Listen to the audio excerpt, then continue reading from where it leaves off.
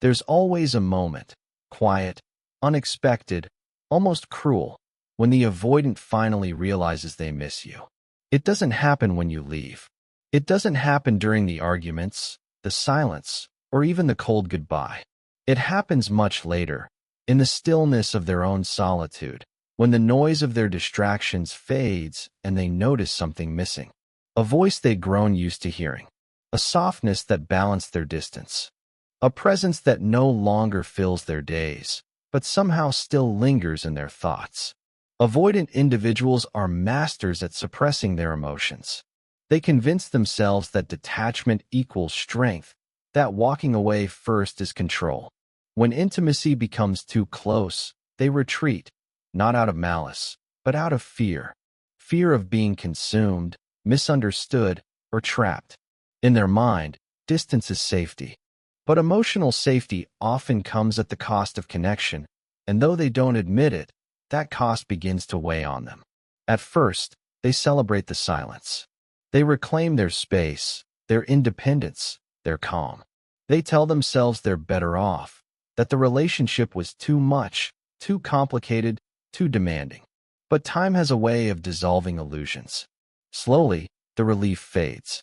The quiet starts to echo. The independence begins to feel like isolation. And one ordinary day, perhaps while scrolling through old photos or hearing a song that carries your laughter, something cracks open inside them. It's not nostalgia at first. It's awareness. The realization that they didn't lose control, they lost connection. And for the first time, that loss feels heavier than the fear that once drove them away. They start to wonder what you're doing, whether you've moved on, whether you still think about them at all. That thought doesn't comfort them, it unsettles them. Because in their private logic, they were supposed to be the one who didn't care. Yet here they are, haunted by the memory of the one they thought they could forget. It's the beginning of a shift they never saw coming, when avoidance turns into longing. If you want to better understand how to deal with avoidance, then subscribe to the channel to know everything. It begins quietly, not with drama or regret, but with absence. The kind of absence that feels like static in the background of their thoughts. The avoidant, who once felt relief in solitude, begins to notice how the silence no longer soothes them. It used to mean freedom. Now, it just feels like something is missing. They check their phone more often, pretending it's just habit. They scroll through old conversations but stop halfway, afraid of what they might feel. They look at your name in their messages, not to reach out, but to remember, to convince themselves that what you had wasn't real enough to matter. But the truth is, it mattered, more than they let themselves admit. Avoidants live in emotional contradictions. They crave closeness, but fear being consumed by it. They long to be understood, but build walls the moment someone gets too close. You manage to slip past those walls for a time, not by forcing entry, but by simply being steady, patient, kind. And that's what lingers now. Not the arguments or the distance, but your steadiness. The way you didn't chase when they withdrew, the way you stayed calm instead of begging. That quiet strength is what they replay in their mind when they miss you most. In the early days after separation, they'll tell themselves stories to justify their distance. I needed space. It wasn't working. I don't do emotional chaos. But underneath those rationalizations lives a growing ache, the feeling of having lost someone who saw them, truly saw them, not the version they show the world, but the softer, hidden one behind their defenses. And that's when avoidance turns to reflection. They begin to question not just what they lost, but why they always run when things start to feel real. Because what they're really missing isn't just you. It's the part of themselves that only existed when they were with you. The one that could relax, open, laugh without measuring every word. That part feels distant now, almost unreachable. The silence becomes a mirror, showing them what they traded intimacy for, control. And now, control feels like loneliness. Avoidants are not haunted by what they lost. They're haunted by what they never said. The apologies left unspoken. The tenderness withheld. The quiet moments they could have softened but didn't. Those fragments start to return, piece by piece, when the distance stretches too far to undo. They remember the night you asked if they loved you, and how they paused, not because they didn't, but because the word itself felt dangerous. They recall the way you used to look at them when they were distracted or detached, how your eyes seemed to say, "I know you're still here, even if you're hiding." They miss that look now, the one that made them feel both exposed and safe. It's ironic, really. The avoidant spends their life protecting themselves from vulnerability, only to realize that safety without intimacy feels hollow. They build emotional fortresses, only to find themselves trapped inside. And once you're gone, there's no one left to distract them from the echo of their own walls. They start to play mental chess with the past, wondering if you'd still pick up if they called, if it's too late to explain, or if reaching out would ruin the illusion that they're fine. Their pride whispers, "Don't." Their heart whispers, "Maybe just once." But the avoidant rarely acts on longing. They analyze it instead. They think about what missing you means, what it reveals, what it threatens to expose. Because to admit they miss you would be to admit they cared. And caring is the one thing they swore they'd mastered avoiding. Still, that inner conflict grows heavier with time. What they once buried beneath logic starts to surface in small, inconvenient ways: sleepless nights, impulsive thoughts, flashes of your laughter in the middle of a dull day. Missing you becomes less about choice and more about consequence. It's not punishment. It's awakening. They start to realize that connection wasn't the danger. The danger was never learning how to stay once they had it. And that realization, quiet as it is, begins to hurt more than the loss itself. It's strange how absence begins to take form. For the avoidant, it starts small, a scent that reminds them of your shampoo, a song that used to play when you were driving together, the way someone laughs in a cafe that sounds a bit like you. These are not coincidences, they're reminders. The world starts to whisper your name in places where they never expected to hear it. Avoidants don't handle memories like most people. They don't reminisce openly or let themselves cry. They compartmentalize. They tell themselves it's just nostalgia, a fleeting emotion that will pass. But this time it doesn't. This time it lingers. Because you weren't just another person in their story, you were a pattern breaker. You challenged their distance. You met their withdrawal with grace. You didn't chase, but you didn't vanish either. And that balance, that quiet dignity, is something they can't forget. They begin to see you in contrasts. Every new person they meet feels too loud, too eager, too uncertain. Every conversation feels surface level compared to the ease they once had with you. It's not that they want to idealize you. It's that you've become the reference point for calm connection. The one they didn't know they needed until it was gone. At first, they try to shake it off. They tell themselves they're imagining it. But the more they try to silence your memory, the louder it becomes. Because it's not just your presence they miss. It's the version of themselves that surfaced around you. The one who laughed more freely. The one who didn't have to perform emotional indifference just to feel safe. Now, in quiet moments, driving home, brushing their teeth, standing in line at the grocery store, your name drifts into their mind uninvited. They wonder if you still think about them. If you ever knew how hard it was for them to show up. They don't know how to explain that their distance was never a lack of love. It was the only language they knew to protect themselves. And now, that same protection feels like a curse. Because it didn't just keep them safe. It kept them alone. For the avoidant, missing you doesn't arrive as a gentle ache. It crashes in like something they've tried their whole life to outrun. They don't even call it missing at first. They label it anxiety, restlessness, distraction. But underneath it all is grief.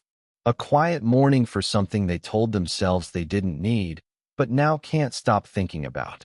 They'll try to numb it at first. They'll fill their days with work, noise, meaningless interactions. Anything to avoid the silence that reminds them of you. But avoidance can't erase memory. It only postpones it. And every time they try to distract themselves, you surface again.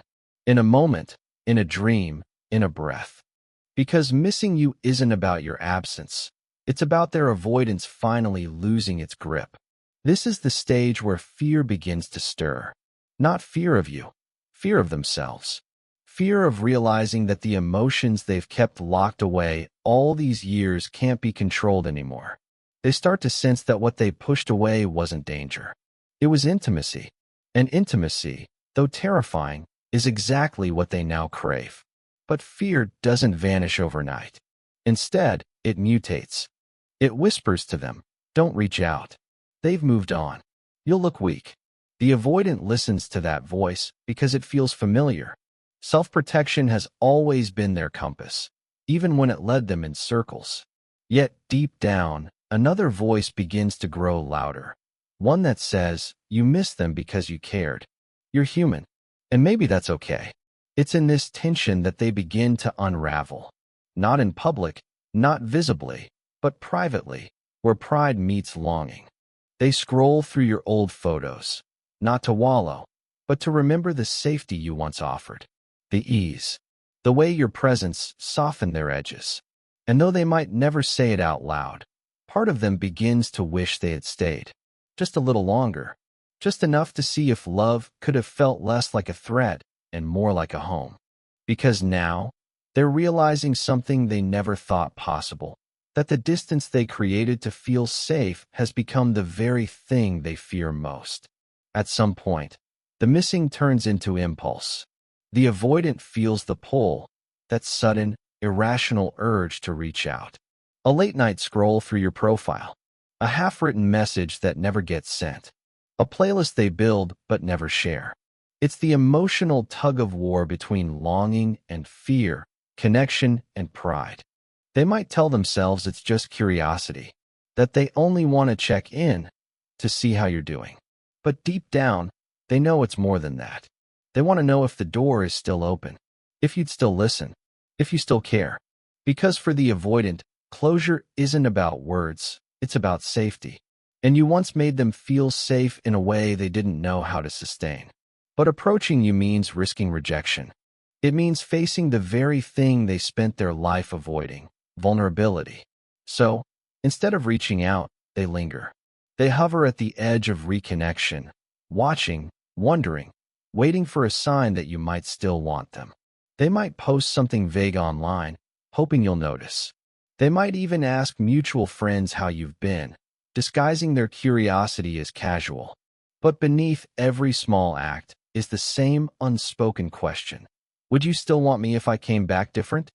The irony is, they don't miss the relationship as much as they miss the feeling of being accepted without pressure. You didn't demand that they be perfect, just present.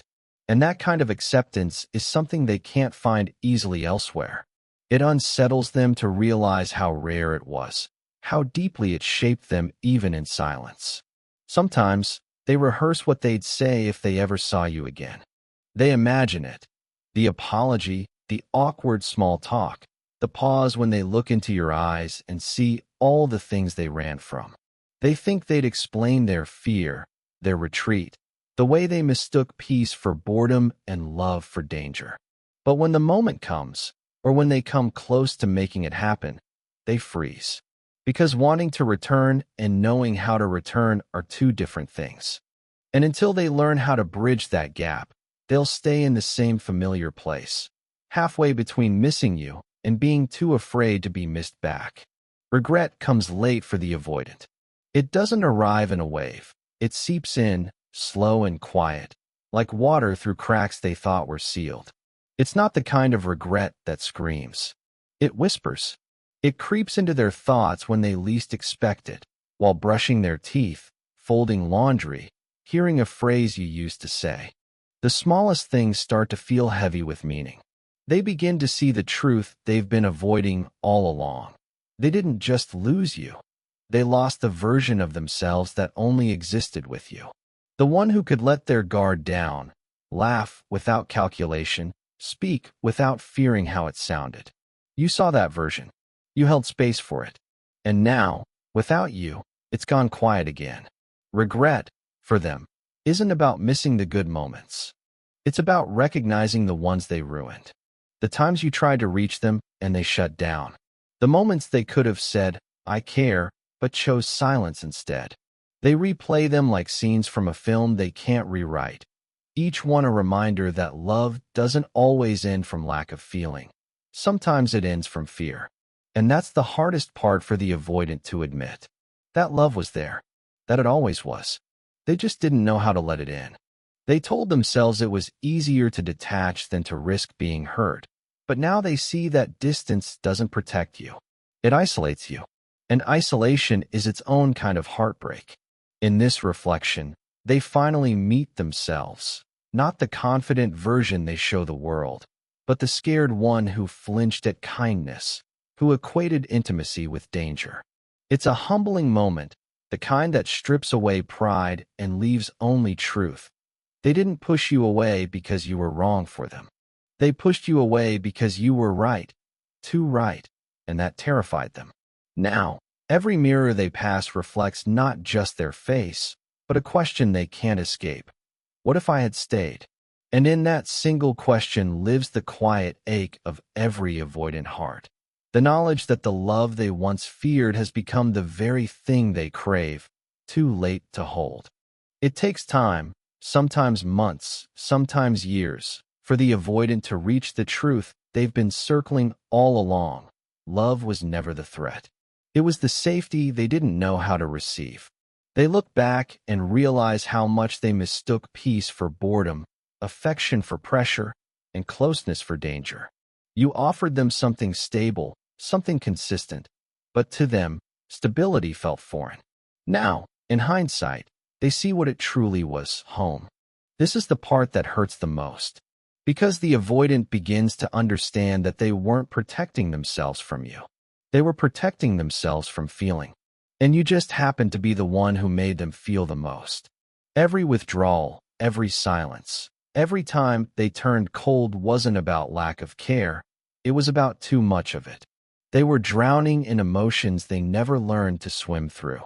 Now, when they think of you, it's not just longing, it's clarity. They realize that you didn't ask for too much, you just asked for honesty. You didn't need them to fix you, you needed them to stay. And they couldn't. Not because they didn't want to, but because staying meant being seen. And being seen meant surrendering control. In that recognition comes humility. They begin to feel the edges of empathy for what you went through, the confusion, the distance, the endless guessing. They start to understand the pain they caused not out of cruelty, but out of fear. Fear of being known, fear of losing themselves in love, fear that if they truly opened up, everything holding them together would collapse. But it didn't. It was never love that would have destroyed them. It was the avoidance of it. That realization is both healing and devastating. Because by the time they understand it, you've already learned to live without them.